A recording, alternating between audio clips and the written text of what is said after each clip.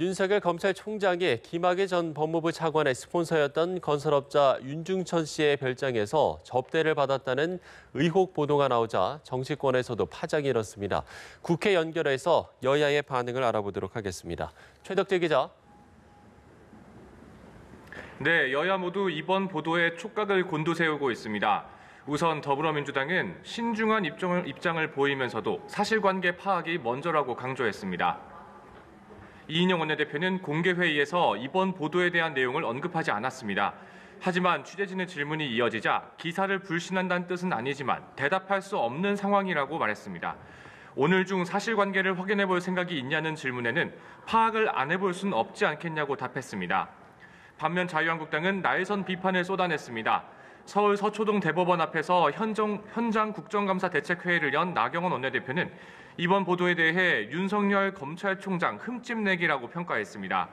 나 원내대표는 이제 본격적으로 물타기와 본질 흐리기 공작이 시작됐다며 윤 총장이 이렇게 문제가 있었다면 당시 윤 총장을 검증한 조국 전 민정수석은 대체 뭘 한 거냐고 꼬집었습니다. 네, 20대 국회 마지막 국정감사가 반환점을 향하고 있는데 오늘은 어떤 상임위가 가장 관심을 받고 있습니까? 네, 앞서 전해드린 윤석열 검찰총장 관련 보도 때문에 법사위 국감이 가장 뜨거울 것으로 전망됩니다. 이번 보도가 사실인지를 놓고 여야 간 강한 공방이 예상됩니다. 법사위는 대구지검을 상대로 국감을 진행하는데 김학의 사건을 맡아 윤중천 씨를 수사했던 여한섭 대구지검장의 질의가 집중될 것으로 전망됩니다. 앞서 검찰은 윤 총장 의혹 보도와 관련해 윤 총장은 윤중천 씨와 면식조차 없다며 완전한 허위 사실이라고 부인했습니다.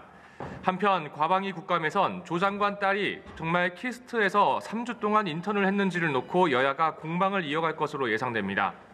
조 장관 딸은 부산대 의학전문대학원 입학 자기소개서에 키스트에서 3주 동안 인턴을 했다고 기재한 것으로 알려졌는데요. 각종 언론 등에서 실제로는 인턴을 하지 않았다는 의혹이 제기된 상태입니다. 여야 모두 이 부분에 질의를 집중하고 있는데 한국당은 조민의 키스트 인턴 경력이 허위라고 강하게 주장하고 있습니다. 지금까지 국회에서 전해드렸습니다.